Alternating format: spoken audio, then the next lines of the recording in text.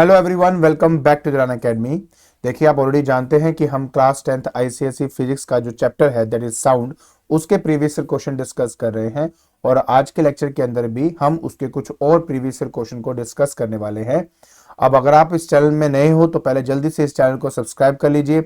अगर आपको वीडियो पसंद आती है तो उसको लाइक करें, उसको शेयर करें, ताकि हमारा ये चैनल बहुत अच्छे से और ग्रो हो सके। और हाँ, ऊपर जितने भी चैनल और जो पेजेस दिए गए हैं उनके जो लिंक्स है डिस्क्रिप्शन बॉक्स में डाल दिए हैं। तो बिना कोई टाइम वेस्ट किए चलिए शुरू करते हैं। तो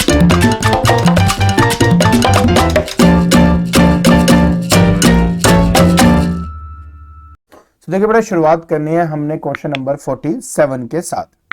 कहता है कि व्हाट इज मेंट बाय एको। अब हमने इसके बारे में पढ़ा हुआ है कि जब हम कोई भी साउंड प्रोड्यूस करें और वो किसी ऑब्स्टेकल से टकरा के वापस आ जाए तो उस पूरे प्रोसेस को हम एको का नाम देते हैं। अब कहता है mention one important condition that is necessary for an echo to be heard distinctly. देखो, एक बहुत सिंपल सी बात है। अगर आप चाहते हो कि आपका जो एको है अलग सुनाई दे तो सबसे पहले आपके ऑब्जर्वर और जो आपका सोर्स है जहां से साउंड प्रोड्यूस हो रही है उनके बीच में कम से कम 17 मीटर का गैप होना चाहिए। ठीक है, उससे ज्यादा ही हो तो बेस्ट है, उससे कम नहीं होना चाहिए बिल्कुल भी। एक ये, और दूसरा, एक साउंड और दूसरे साउंड के बीच में जो आपके टाइमिंग का गैप है वो 0.1 सेकंड का होना चाहिए।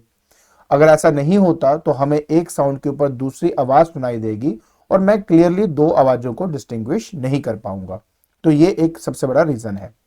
दूसरा, जो आपका रिफ्लेक्टर है, मतलब जो साउंड को रिफ्लेक्ट कर रहा है, उसका साइज वेवलेंथ ऑफ साउंड से बहुत ज्यादा होना चाहिए। तो अगर ये सब चीजें होती हैं तो एको आपका प्रोड्यूस होता ही होता है।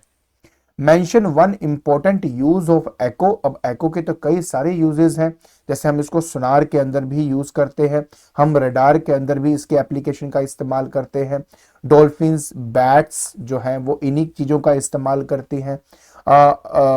एकोकार्डियोग्राफी मेडिकल के अंदर भी इसका इस्तेमाल होता है। तो ऐसे कई सारे छोटे छोटे यूजेस हैं इसके, बट आप कोई भी लिख सकते हो। तो मैंने सिर्फ आपके लिए यहां पे लिख दिया है सारा कुछ कंप्लीटली कि भाई क्या होना चाहिए क्या नहीं होना चाहिए। ठीक, आगे चलते हैं।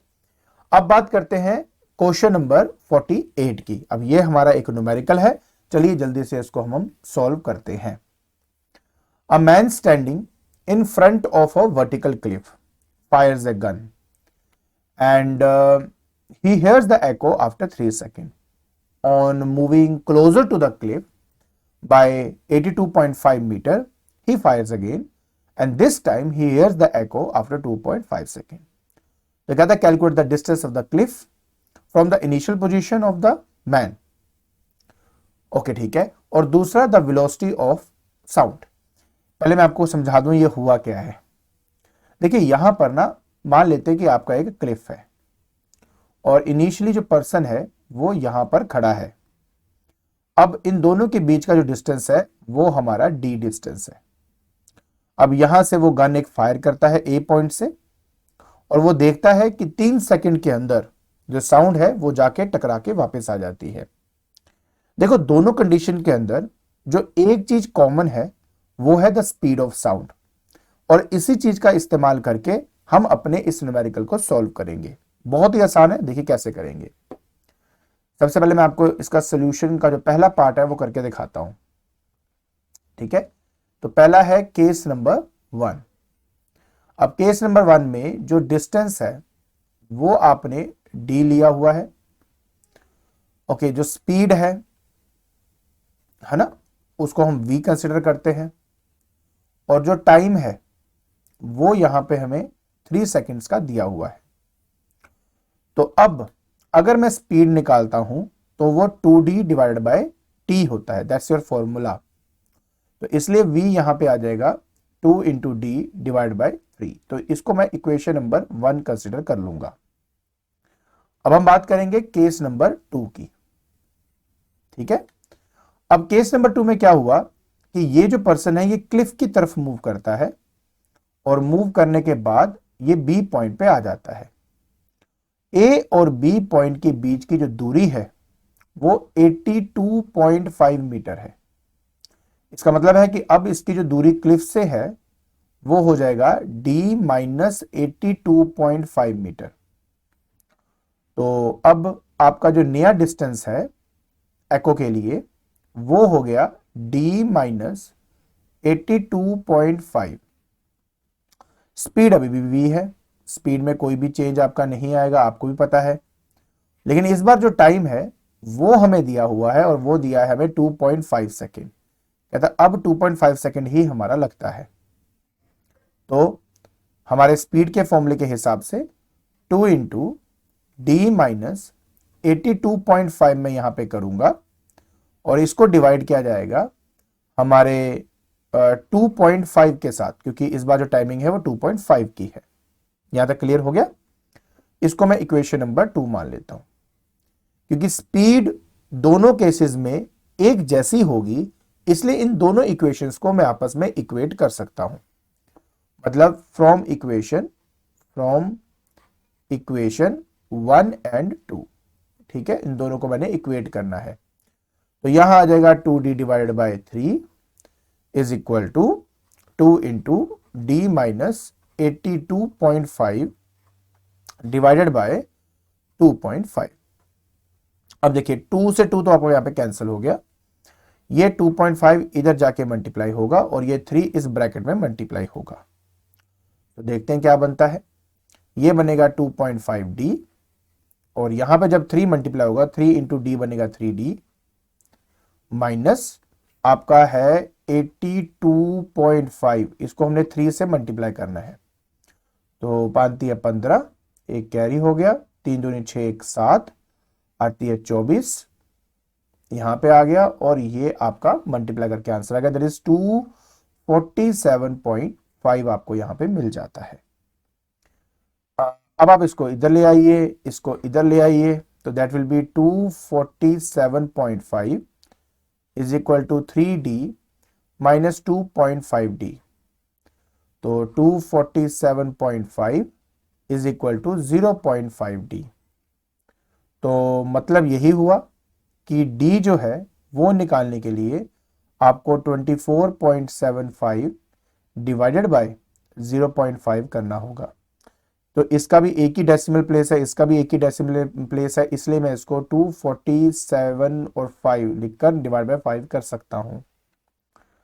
चलिए, तो 2475 इस केस में मैंने उसको 5 से डिवाइड करना है।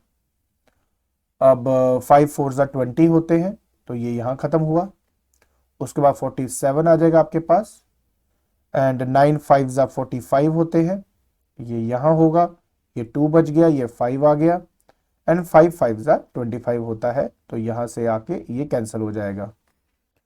तो फाइनली आपका जो आंसर है वो आपको मिल जाता है, दैट इज 495 मीटर। तो ये आपका अप्रोप्रिएट आंसर है जो आपको चाहिए था। तो डिस्टेंस मेरा आ चुका है। अब उसने मुझे बोला कि आप मुझे वेलोसिटी पता करके दीजिए साउंड की क्या है। तो अब ये डिस्टेंस की वैल्यू चाहे आप इक्वेशन नंबर 2 में डाल दो, चाहे आप इक्वेशन नंबर 1 में डाल दो, इन दोनों केसेस में आपका आंसर आ जाएगा। चलिए मैं आपके लिए वो भी कर देता हूं।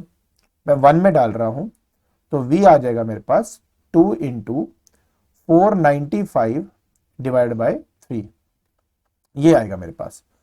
तो सबसे पहले काम करते हैं, 495 है ये आपका, तो हाँ मल्टीपल है 3 का। देखिए 495 अगर मैं 3 से डिवाइड करता हूं तो देखिए 3 1 3, 1 9 आ गया, 6 3 18 होते हैं, तो यहां पे 18 आ गया, 1 5 और ये 5 15 होते हैं, तो यहां से ये कैंसिल हो गया। तो यहां पे आ गया 2 इंटू 165, तो 165 को मुझे 2 से मल्टीप्लाई करना है। तो 5 2 10, ये आ गया, 6 दूनी 12 1 13, ये आ गया, और 2 1 2 और 3, तो 330। सो फाइनल आंसर आता है 330 मीटर पर सेकंड का। तो बस इस तरीके से आपने ये वाला पूरा न्यूमेरिकल सॉल्व करना था। काफी इंटरेस्टिंग और मजेदार न्यूमेरिकल है ये। आई होप आपको समझ में आ गया होगा, और अगर नहीं आया तो एक बार प्लीज थोड़ा सा फिर से एक बार ध्यान से देखो, 100% आएगा, कोई मुश्किल नहीं है ये। अच्छा, लेकिन फिर भी मैंने आपको लिए ये प्रॉपर एक सॉल्यूशन टाइप करके यहाँ पे लिखा हुआ है, आप चाहें तो इसको देख सकते हो एंड समझ सकते हो कि मैंने क्या किया था। ठीक है, चलिए अब मैं आपको लेके चलता हूं आपके क्वेश्चन नंबर 49 की तरफ। कहता है कि when a tuning fork struck by a rubber pad is held over a length of area column in a tube, it produces a loud sound for a fixed length of the air column. कहता है name the above phenomenon. अब यहां पर जब loud sound बोल ही दिया गया है तो मतलब ये रेजोनेंस को रिप्रेजेंट कर रहा है। फिर फिनोमिनन का नाम क्या होगा? Resonance. How does the frequency of the loud sound compared with that of the tuning fork. देखिए एक बात आपको मैं क्लियर कर दूं, जो फ्रीक्वेंसी ऑफ साउंड होती है वो inversely proportional to length of air column होता है। तो एक ऐसा particular length of air column जिसकी फ्रीक्वेंसी मेरे ट्यूनिंग फोर्क के फ्रीक्वेंसी से मैच कर जाएगी, तो उस पर्टिकुलर कंडीशन में रेजोनेंस क्रिएट होगा और उस रेजोनेंस की वजह से एक लाउड साउंड आपका प्रोड्यूस होता है। तो बहुत सिंपल है। आई होप आपको ये वाली बात अच्छी तरह समझ में आ गई होगी। नेक्स्ट कहता है state the unit of measuring loudness. अब देखिए मैं आपको एक बात क्लियर कर दूं, जब हम लाउडनेस को मेजर करते हैं, देखिए वैसे तो इसका जो यूनिट है वो फोन होता है, लेकिन लेवल ऑफ लाउडनेस को कैलकुलेट करने के लिए हम डेसिबल का इस्तेमाल करते हैं। तो अब सबसे इंपॉर्टेंट बात है, ये आपके प्रॉपर यहां पे आंसर मैंने लिख दिए हैं। चलिए अब आपको लेकर चलता हूं आपके नेक्स्ट क्वेश्चन की तरफ। देखिए अब हमें बात करनी है क्वेश्चन नंबर 50 की। ये भी एक न्यूमेरिकल है। A radar is able to detect the reflected wave from an enemy aeroplane after a time interval of 0.02 this is millisecond. अब जो कईयों को ना एक्चुअली कन्वर्जन में प्रॉब्लम आती है, इस वजह से प्रॉपर आंसर नहीं निकाल पाते और वेलोसिटी मुझे दी हुई है, डिस्टेंस कैलकुलेट करना है। चलिए मैं आपके लिए जल्दी से इसको सॉल्व कर देता हूं। सबसे पहले हमें जो वेलोसिटी है जिसको हम v से रिप्रेजेंट करते हैं, ये 3 × 10⁸ मीटर पर सेकंड मुझे दिया हुआ है। इसके अलावा जो इसका टाइम इंटरवल है, टाइम इंटरवल जो है हमारा, वो हमें 0.02 मिली सेकेंड्स का हमें दिया हुआ है। तो calculate the distance of the plane from the radar. Okay, तो देखिए टाइम इंटरवल के लिए टी यूज हम करते हैं और जो डिस्टेंस है वो हम डी से कैलकुलेट करते हैं, डी से रिप्रेजेंट करते हैं। तो देखिए डिस्टेंस जो है वो हो जाता है v × t/2। अब देखो पहली बात तो ये मिली है, तो मतलब हुआ 0.02 × 10⁻³ सेकेंड। मिली में 10⁻³ का यूनिट होता है। अच्छा दूसरी बात, इसको मैं और अच्छा कैसे लिख सकता हूं, ये लिख सकता हूं 2/100, क्योंकि यहां पे 2 डेसिमल प्लेस था, × 10⁻³ तो 2 × 10⁻³ अब जब ये 100 ऊपर जाएगा तो बनेगा 10⁻²। तो मतलब हो गया कि 2 × 10⁻5 सेकेंड। तो इस तरह से आप इसको प्रॉपर्ली कन्वर्ट कर सकते हो। बाकी रह गया वेलोसिटी 3 × 10⁸ है डिवाइडेड बाय 2 और टाइम है 2 × 10⁻5। देखिए 2 से 2 आपका कैंसिल हो गया, बेस सेम, पावर आपकी ऐड होगी, तो ये 10 की पावर यहां पे आ जाएगा 8 - 5, मतलब 3 × 10⁻3। ये मीटर में है और किलोमीटर में देखना चाहो तो 3 किलोमीटर आपका आंसर आ जाता है। तो बस इस तरीके से आपने ये वाला जो न्यूमेरिकल है वो सॉल्व करना था। बाकी मैंने यहां पे भी एक बार सॉल्व करके दिखाया हुआ है, काइंडली इसको देख लें एंड आई होप आपको अच्छी तरह समझ में आ जाएगा कि किस तरह से ये न्यूमेरिकल करना था। बात करते हैं कि sound made in front of a tall building 18 metre away is repeated, तो name the phenomenon that is echo and briefly explain it.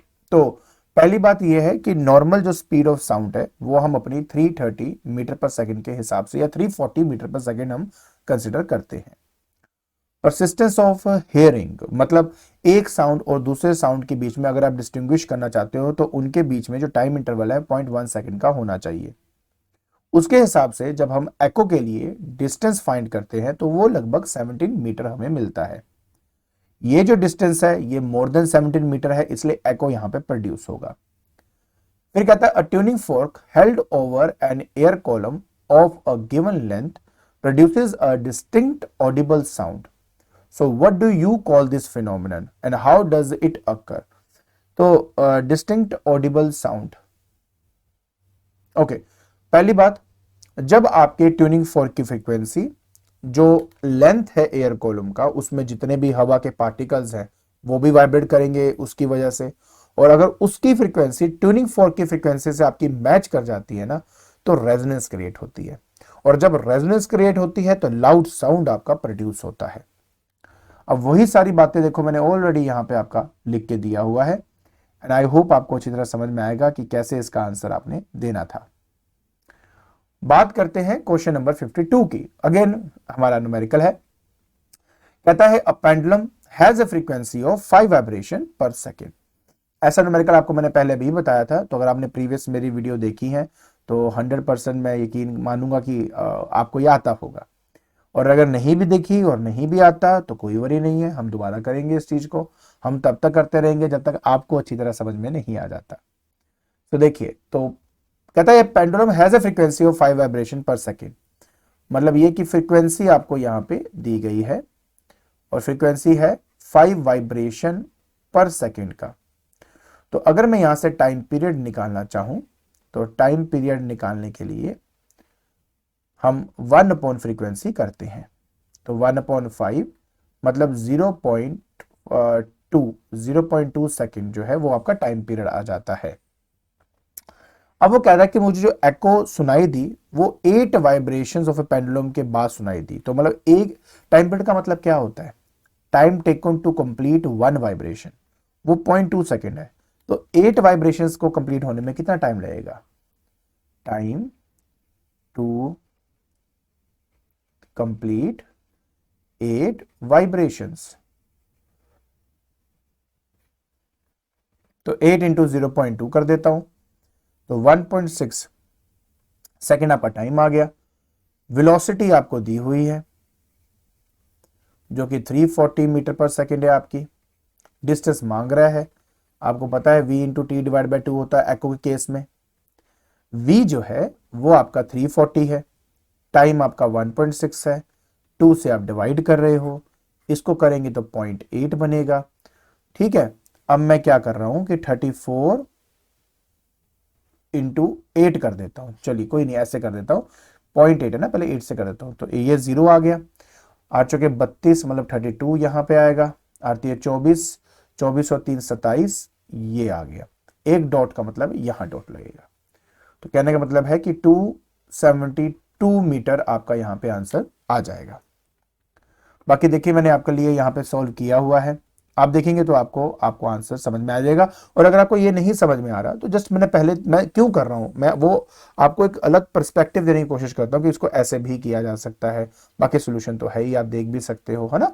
तो जो आपको पसंद है आप देखिए, मेन मकसद क्या होना चाहिए कि हमें सीखना है, उस पर फोकस ज्यादा करें, ऑटोमेटिकली सब चीजें आनी शुरू हो जाती हैं। चलिए अब बात करते हैं 53 की। कहता है sound wave of wavelength 0.03 metre has a time period of 10 into 10 की पावर -3 सेकेंड। कहता है अगर मैं टाइम पीरियड को डिक्रीज कर दूं to 10 to the power -4 second, so calculate the wavelength and the frequency of the new wave. बहुत simple चीज है। सबसे पहले देखो, जो चीज का फर्क नहीं आता वो स्पीड की होती है, तो पहले हम क्या करेंगे, स्पीड को कैलकुलेट करेंगे इस नंबर में। देखिए, तो सबसे पहले देखो हमारे पास वेवलेंथ हमें दिया हुआ है, वेव लेंथ ये मुझे दिया है 0.332 मीटर का, और टाइम पीरियड मेरे को दिया हुआ है, टाइम पीरियड मेरे को दिया हुआ है, और टाइम पीरियड हो गया आपके पास 10 की पावर -3 सेकेंड का। तो अगर आप इस केस में मतलब वेलोसिटी पता करना चाहते हो, सपोज वेलोसिटी पता करना चाहते हो, तो आपने क्या करना है, वेवलेंथ इंटू फ्रीक्वेंसी वाला फॉर्मूला यूज करना है। अब बात यह है कि फ्रीक्वेंसी जो है वो 1 अपॉन टाइम पीरियड होती है, तो मतलब velocity will be wavelength, wave की length divide by time period होगा आपका। तो 0.0 नहीं 0.332 डिवाइडेड बाय 10⁻³ आपका होगा। अब जब ये ऊपर जाएगा तो ये हो जाएगा 0.332 इंटू 10⁻, वाला प्लस बन जाता है। तो बस आप मल्टीप्लाई कर दीजिए 1000 को इसके साथ, तो आपका 332 मीटर पर सेकंड आपको आपकी वेलोसिटी मिल जाएगी। तो थोड़ा सा इस तरीके से आपने इसको करना था। ये मेरा ए पार्ट है। बात करते हैं बी पार्ट की। अब कहता है कि if the time period is decreased to, अब वो नया टाइम पीरियड जो है वो आपका बन चुका है 10⁻⁻4 सेकेंड। तो अगर वो कहता है कि फ्रीक्वेंसी निकालो, तो फ्रीक्वेंसी होती है 1 अपॉन टाइम पीरियड, मतलब 1 अपॉन 10⁻⁻4, मतलब ये ऊपर जाएगा, मीन्स 10⁻4 सेकेंड, नॉट सेकेंड, हाँ चलो सेकेंड इनवर्स कर देता हूँ इसको, सेकेंड इनवर्स कर देता हूँ, ठीक है। तो ये इसको हर्ट्ज भी बोलते हैं। तो ये इसकी क्या आ जाती है, फ्रीक्वेंसी आ जाती है। और वेवलेंथ अगर निकालनी है तो देखो इसी से आप वेवलेंथ निकाल सकते हो बेटा। अगर आपने वेवलेंथ निकालनी है, वेवलेंथ अगर फाइंड ही करनी है, तो वो वेलोसिटी डिवाइडेड बाय फ्रीक्वेंसी होती है, ठीक है, फ्रीक्वेंसी होती है। तो वेलोसिटी है आपकी 332 और ये आ गया 10⁻⁴, मतलब ये हो गया 332 डिवाइड बाय 1 2 3 4, 1 2 3 है, तो 0.0332 मीटर ये बेटा आपका वेवलेंथ आ जाता है। तो इस तरीके से आपने ये वाला न्यूमेरिकल सॉल्व करना था। चलिए पहले हम आपके सॉल्यूशन की तरफ आपको दिखा दूं कि देखो ये ऐसा किया हुआ, बट मुझे लगता है कि ये वाला सॉल्यूशन आपको ज़्यादा इजीली समझ में आएगा, इसलिए थोड़ा अलग तरीके से करवाया आपको मैंने। बाकी आप चाहें तो इस तरह से समझना चाहें तो ये समझ लीजिए, ये आपकी अपनी मर्जी है। मेरा काम है आपको हर तरीके से समझाना कि क्या करना है और कैसे करना है। अब बात करेंगे 4 मार्क के क्वेश्चंस की। अब ये जो 54 नंबर वाला है, ये 2021 के सेमेस्टर 1 में आया हुआ क्वेश्चन है और इसके 4 पार्ट हैं, हर एक पार्ट एक दूसरे से लिंक्ड है। एक एक करके करना शुरू करते हैं, एंड में अपने आप ही आ जाएगा। कहता a boy standing in front of a wall, ठीक है, प्रोड्यूस 2 व्हिसल्स पर सेकेंड, 2 व्हिसल्स पर सेकेंड, समझो इस बात को। तो मतलब ये हुआ फ्रीक्वेंसी आपको एक्चुअली में दी हुई है, क्या दी हुई है, 2 व्हिसल्स पर सेकेंड, तो ये फ्रीक्वेंसी है। तो इस केस में अगर मुझे टाइम पीरियड कैलकुलेट करना भी है अगर, तो टाइम पीरियड क्या आ जाएगा 1/2, दैट इज क्यों 1 फ्रीक्वेंसी को टाइम पीरियड कहते हैं, तो 0.5 सेकेंड इनवर्स, नहीं इनवर्स तो ये पहले से था, तो ये आएगा 0.5 सेकेंड, ठीक है। तो ये है वे आपके ओके, ये तो मैं टाइम पीरियड निकाल दिया। कहते ही notice that the sound of his whistle coincides with the echo, okay, coincide with the echo. The echo is heard only once when the whistle is stopped, okay, ठीक है। So calculate the distance between the boy and the wall। देखिए सबसे पहली बात कहता है कि echo उसको तभी सुनाई देता है जब वो एक whistle पूरी मारता है ना, जब वो एक सीटी मार देता है, तो एक सीटी मारने में कितना टाइम लगता है 0.5 सेकेंड, और जब वो echo सुन लेगा उसके बाद दूसरी सीटी मारता है। तो इसका मतलब है कि जिस टाइम की हमें उम्मीद है जाके टकरा के वापस आने की, वो 0.5 सेकंड का है यहाँ पे। तो पहले उसने कहा time in which the boy hears the echo, तो मैंने निकाल दिया 0.5 है। तो बाकी आप चाहें तो यहाँ पे देख भी सकते हो, जैसे मैंने कहा आपका 0.5 आपको आएगा। बी में कहता है distance eight which the boy is standing from the wall, तो आपको आई डोंट थिंक प्रॉब्लम आनी चाहिए, क्योंकि डिस्टेंस अगर कैलकुलेट करना है तो डिस्टेंस का फॉर्मूला है आपके पास v into T divide by 2, echo case में ऐसा होता है। सो v आपका यहाँ पे है 320 का, ठीक है, टाइम जो है वो 0.5 सेकेंड ही लूंगा और डिवाइड बाई 2 कर दूंगा। अब जब मैं इसको इससे कट करूंगा तो 160 इंटू 0.5 आ जाएगा। अब 160 को 0.5 से करें तो 0 6 5 30 ये आ गया, और डॉट मतलब 80 मीटर आपका आंसर बनेगा, 80 मीटर। तो जो डी ऑप्शन है वो आपका सही आंसर होगा। तो देख लीजिए, हाँ वही कहा मैंने, 80 मीटर ही आपका आंसर आएगा, ठीक है। सी पार्ट में क्या था कि the speed of the sound is increased by 16 metre per second, ठीक है। तो v जो न्यू है 16 मीटर पर सेकेंड से इंक्रीज कर दिया, मतलब 320 प्लस 16 तो ये बन गया 336 मीटर पर सेकेंड, तो ये न्यू वाला है। And distance move away from the, तो मतलब डिस्टेंस भी बढ़ गया है, तो d जो न्यू है वो भी बढ़ गया 4 मीटर से, तो 80 पहले था, 4 और दूर चला गया, तो 84 मीटर की दूरी आ गई है। तो कहता कि टाइम बताइए फिर से, तो देखिए आप कर चुके हैं, जो टाइम है ना, वो अब आपका 2d/v हो जाएगा। अब 2 into D, D D D D D D D 84 है आपका, नीचे आपके बड़ा 336 आपके पास आ जाता है। करना यही है बस, अब आपने इसको सॉल्व करना है, तो 0.5 सेकेंड फिर से आपके पास यहां पर आंसर आ जाएगा, ठीक है। व्हेन यू सॉल्व इट आपका आंसर 0.5 सेकेंड आपको मिलेगा। अब आती है बात फोर्थ की, कहते हैं in which of the following timing of reflection of the whistle the echo cannot be heard. तो इसमें ए ऑप्शन है जिसमें सुनाई नहीं देता। क्या है ना कि आपकी जो विसल्स होते हैं ना, दो विसल्स के बीच की जो टाइमिंग है कम से कम 0.1 सेकंड का तो होना चाहिए, उससे ज्यादा हो तो बेस्ट ही है, अगर उससे कम हुआ तो एको नहीं सुनाई देता। इसलिए जो ऑप्शन ए है वो इसका आंसर बन जाएगा। तो ए ऑप्शन बन गया, देखो मैंने जैसे कहा आपको, ठीक है। बाकी जितने भी टाइम्स हैं वो ग्रेटर देन 0.1 सेकंड दिखाई दे रहा है। आई होप आपको ये जितने भी क्वेश्चंस है और उनके आंसर समझ में आ गए होंगे, ठीक है। तो आज के लेक्चर के अंदर हमने साउंड चैप्टर के कुछ और प्रीवियस ईयर क्वेश्चन डिस्कस किए। आई होप आपको समझ में आया होगा कि इन क्वेश्चन को कैसे अटेम्प्ट करना है। अगर आपको ये वीडियो पसंद आई है और अभी तक अगर आप उसको देख रहे हो तो जल्दी से पहले तो इस वीडियो को लाइक कर दीजिए, हो सके तो अपने फ्रेंड्स के साथ इसको शेयर करिए, सब्सक्राइब करें इस चैनल को और बाकी दोस्तों को भी कहो कि सब्सक्राइब करें। और आज के लिए बस इतना ही। Thank you so much.